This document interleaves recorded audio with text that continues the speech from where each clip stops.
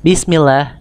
Alhamdulillahilladzi lahu ma fis samawati wa ma fil ard wa lahul hamdu fil akhirati wa huwal hakimul khabir. Segala puji bagi Allah yang memiliki segala pembenaran langit dan bumi, serta baginya pula segala puji di akhirat, dan dialah yang maha bijaksana lagi maha mengetahui. Assalamualaikum warahmatullahi wabarakatuh. Oke, anak soleh dan solehah, kaifa halukum? Ustaz harap jawabannya semua sama. Ana bi khair, alhamdulillah. Kita ketemu lagi dengan Ustadz hari ini, hari Rabu, di tanggal 23 April 2020. Hari ini Ustadz akan menyampaikan sebuah materi tentang yaitu kalimat SPOK.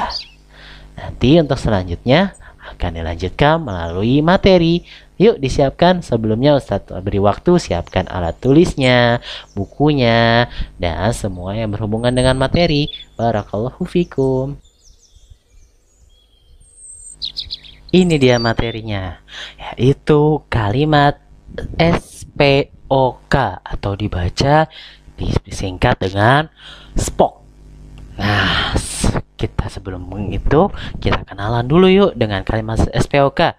Kalimat SPOK adalah kalimat yang merupakan bentuk terkecil baik dari bahasa secara lisan, dan dia itu tertulis dengan tersusun atas deretan kata bermakna.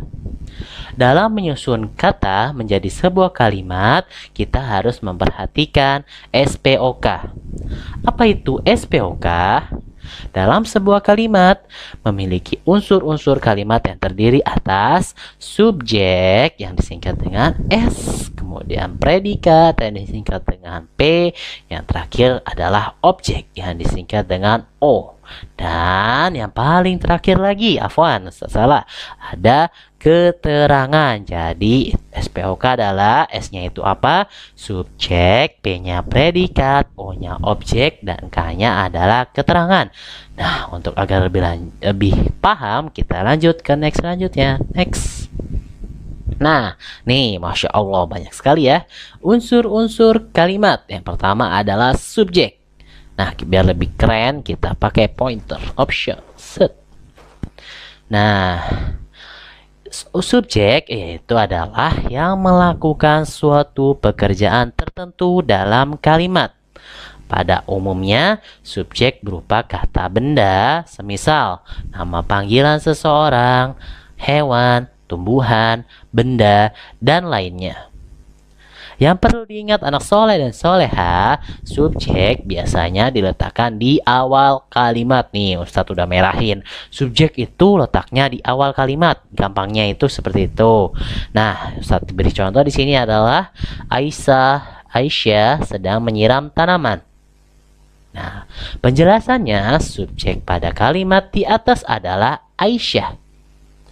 Kembali, subjek adalah seseorang yang melakukan suatu pekerjaan atau kegiatan. Nah, di sini Aisyah yang melakukan kegiatan seperti itu, anak soleh dan soleha. Yang kedua, masuk ke yang udah S sudah. Ya, sekarang yang kedua, P, predikat. Predikat merupakan sebuah kata kerja yang menggambarkan sesuatu kegiatan atau pekerjaan yang dilakukan oleh si subjek tersebut. Predikat kata yang biasanya dia itu diletakkan setelah subjek anak soleh dan soleha. Kalau subjek di awal, kemudian disusul oleh predikat. Contohnya, Mervan sedang memegang, ini kelebihan me, nanti Ustaz revisi. Mervan sedang memegang layangan miliknya. Tidak lupa tadi sebelum kita pelajaran pekan kemarin, yaitu dengan setiap kalimat diakhiri dengan tanda titik. Nah, di sini kita sudah tahu Mervan itu sebagai subjek dan memegang yaitu sebagai predikat. Nah, seperti itu soleh. Karena kenapa predikat diberikan kepada si memegang? Karena pemegang itu adalah menyatakan suatu perbuatan yang dilakukan oleh subjek. Subjek di sini adalah Mervan. Seperti itu anak soleh dan soleha. Next. Unsur-unsur kalimat yang selanjutnya udah S, sudah P, ada objek O. Kita pakai pointer optionnya lagi. Objek adalah kata yang melengkapi predikat. Nah, kemudian letaknya itu biasanya berada di belakang predikat. Nih. Nah, kita ke contoh. Contoh, Umair sedang menyapu sampah daun. Nih, Umair sedang menyapu sampah daun. Mana objeknya? Betul, objeknya adalah sampah daun. Nah, pada kalimat di atas yang bertindak sebagai objek adalah sampah daun. Nah, kita selanjutnya sudah bahas S, P, O, dan yang terakhir adalah keterangan atau disingkat dengan huruf K. Tadi sudah S, sudah P, yang terakhir adalah sudah O juga, dan terakhir adalah K, SPOK. Nah, kata yang bertugas fungsi si keterangan ini memiliki fungsi yaitu bertugas untuk menerangkan kalimat-kalimat di belakangnya. Ada subjek, predikat, dan objek. Posisinya yaitu fleksibel, bisa di mana saja, Masya Allah. Baik di awal, tengah, atau akhir kalimat. Tapi yang kita pelajari kali ini, letak K atau keterangan berada di akhir kalimat. Nah, kita masuk ke contoh. Contoh, ibu memotong sayuran dengan pisau.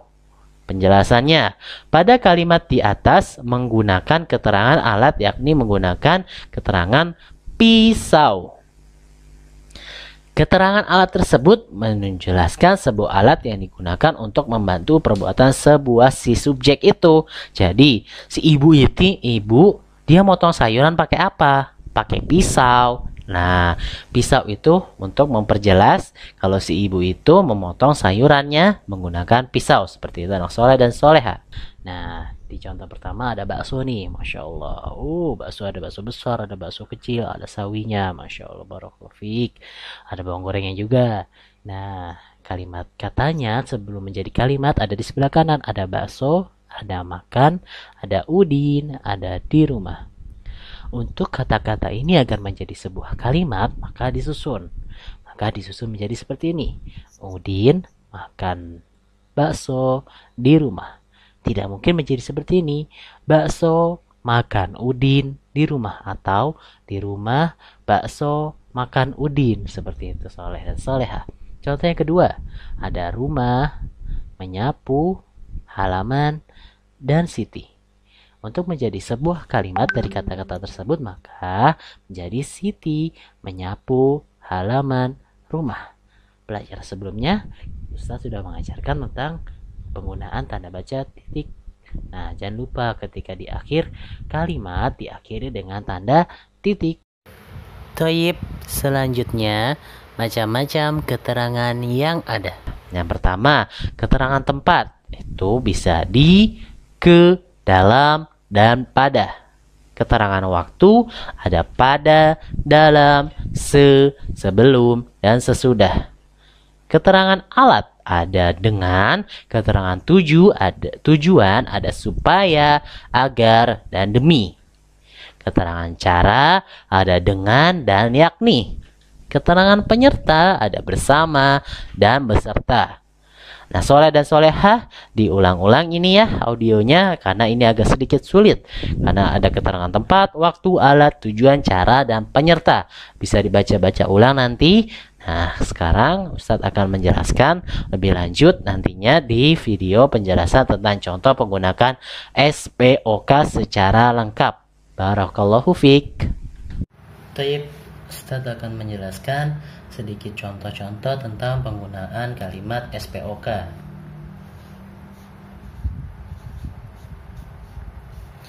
Nah, seperti yang tadi sudah Ustadz jelaskan di video sebelumnya, Yang mana coba, yang mana sebagai subjek, yang mana predikat dan objek dan keterangan. Nah, di sini Umair adalah sebagai subjek, menyisir sebagai predikat, rambut sebagai objek, dengan tangannya sebagai keterangan. Next, untuk lebih paham kita contoh kedua. Contoh kedua juga sama. Yang anak soleh dan soleh harus ingat, subjek itu letaknya di awal. Ini Khadijah subjek, bermain predikat, boneka objek, dengan adiknya keterangan. Selanjutnya juga sama, Vino sebagai subjek, membeli predikat, layangan objek di warung keterangan. Yang terakhir, Pak Eko. Nah, subjek itu letaknya pertama subjek, letak kedua adalah predikat. Nah, setelah predikat adalah objek. Dan yang letaknya fleksibel dan bisa dimanapun, tapi sekarang ini hanya dijelaskan untuk yang paling akhir kalimat adalah keterangan. Alhamdulillah sudah selesai yang Ustaz sampaikan materi dari awal fabel hingga yang terakhir hari ini tentang kalimat SPOK. Semoga yang Ustaz sampaikan mulai dari awal pembelajaran at home learning, terutama pada pelajaran bahasa Indonesia, Allah berikan kebaikan dan manfaat atas ilmu yang Ustaz sampaikan. Semoga nantinya anak soleh dan soleha bisa merojaah lagi dari audio-audio yang Ustadz kirimkan. Semoga Allah juga beri maaf dan anak soleh dan soleha beri maaf juga ke Ustadz jika ada kata-kata atau kalimat yang salah yang Ustadz ucapkan atau hal-hal yang kurang berkenan saat Ustadz menyampaikan materi at home learning bahasa Indonesia ini. Dan Ustadz sampaikan syukron, jazakumullahu khairan anak soleh soleha. Semoga antum dan antuna sehat-sehat selalu ya. Semangat juga. Besok kita akan mulai puasa Ramadan, insya Allah. Ramadan 1441 Hijriah. Anak soleh dan soleha bisa puasa hingga matahari terbenam atau hingga maghrib. Walaupun di keadaan seperti ini, kita harus tetap berusaha, tetap harus yakin, dan agar Allah angkat pandemi ini, dan Allah berikan kebaikan selalu kepada umat muslim dimanapun ia berada.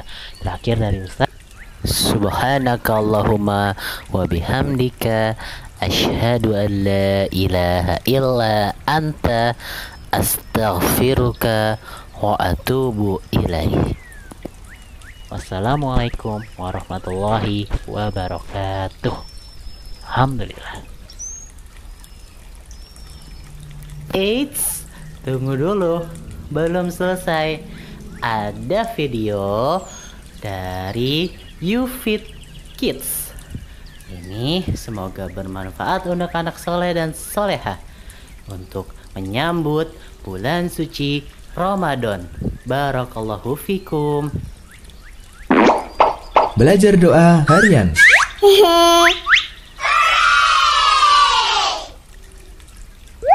Doa berbuka puasa.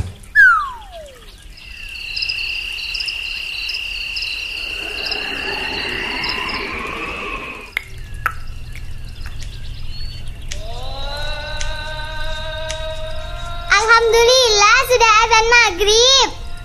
Alhamdulillah. Alhamdulillah sudah maghrib. Wow! Alhamdulillah. Yuk kita buka puasa dulu dengan segelas air putih. Bismillah. Zahabaz zama'u wa batallatil uruqu wa sabatal ajru insyaallah. Dahulu Rasulullah Shallallahu Alaihi Wasallam pernah mencontohkan, sebelum kita makan besar, sebaiknya kita minum segelas air dan berbuka dengan kurma terlebih dahulu, agar tidak terlalu kenyang saat menjalankan sholat maghrib. Selesai sholat, baru kita makan makanan yang berat. Iya, Abi.